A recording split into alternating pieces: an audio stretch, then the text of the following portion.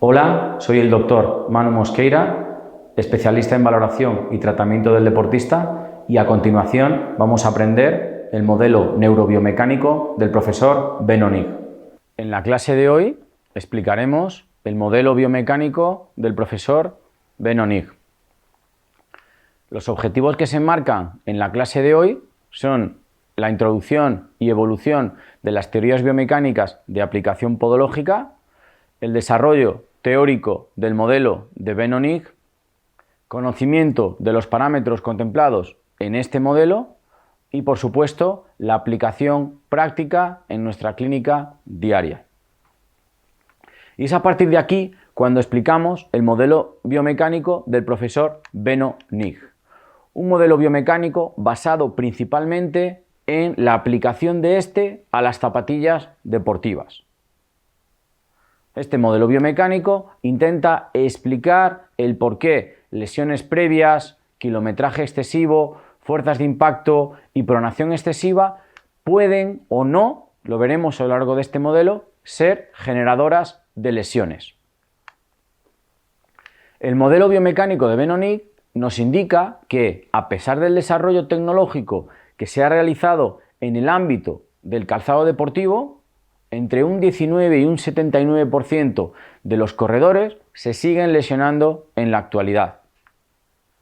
Nos indican también estas revisiones biográficas que más del 50% de estos pacientes sufrirán al menos una lesión al año.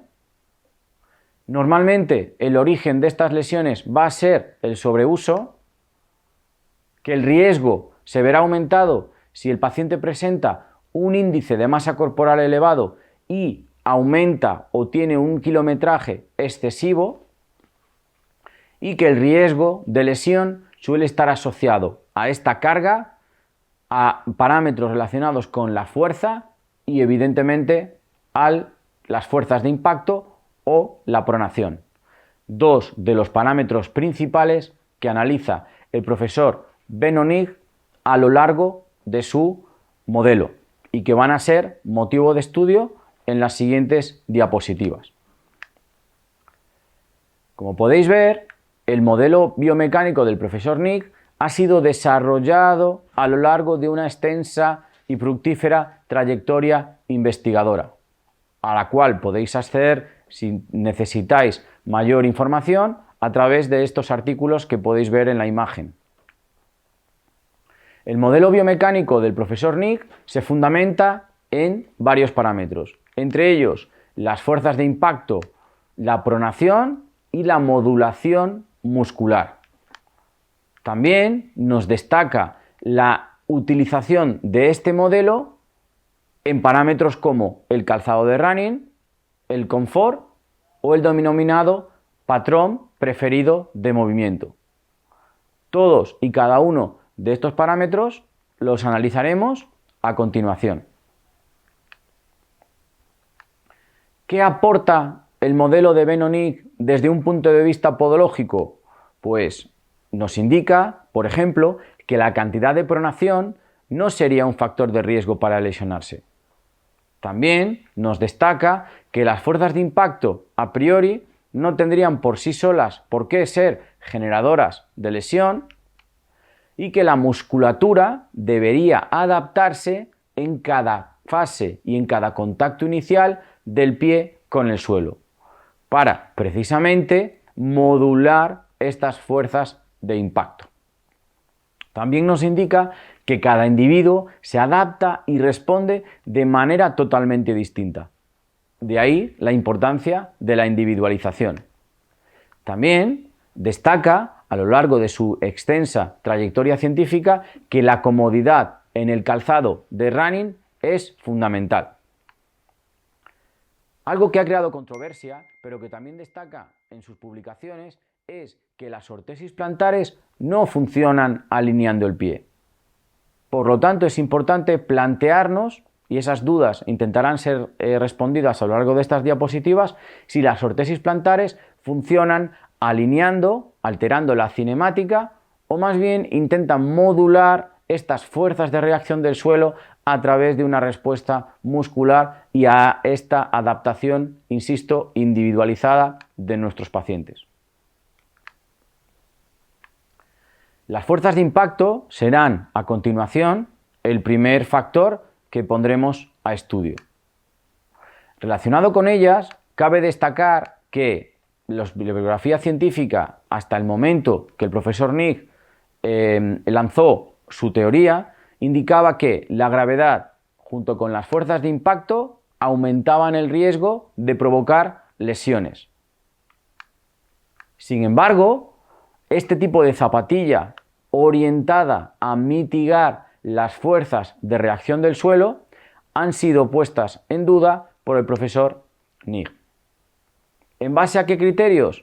Pues el origen ha sido que estas fuerzas de reacción del suelo podrían provocar lesiones.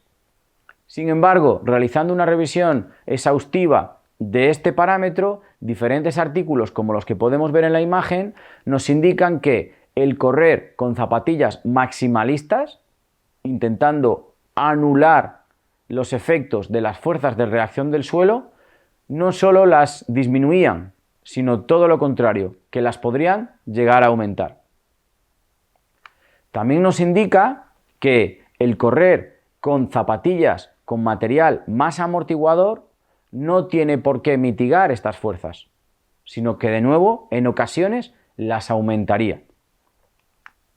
También se evaluaron diferentes estudios en los que compararon correr con zapatillas minimalistas, zapatillas en las que la suela de la zapatilla es muy fina, con aquellas en las que la suela de la zapatilla es mucho más gruesa, buscando de nuevo mitigar estas fuerzas de reacción del suelo.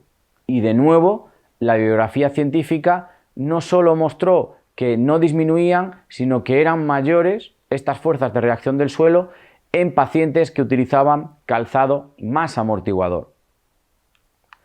Es importante también destacar en este estudio en el que vieron que aumentar la amortiguación de la zapatilla buscando como objeto mitigar estas fuerzas de reacción del suelo no se reflejó en un descenso en el número de lesiones.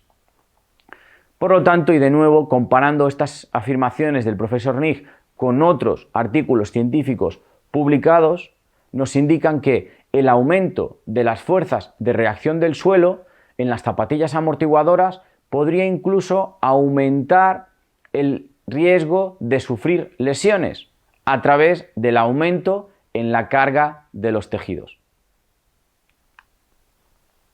Las fuerzas de impacto también han sido evaluadas desde un punto de vista ortésico, en el que la utilización de ortesis plantares amortiguadas no refleja un descenso en el número de lesiones.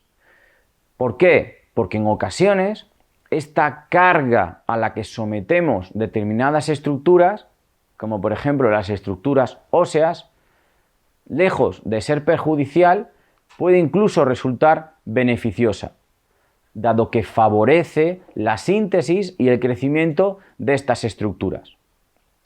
Parafraseando al profesor Nigg, no se puede concluir que las fuerzas de impacto son un factor importante en el desarrollo de lesiones, tanto crónicas como agudas, y que el paradigma de esta supuesta amortiguación para reducir la frecuencia o el tipo de lesiones asociadas al running debe, cuanto menos, ser reconsiderado.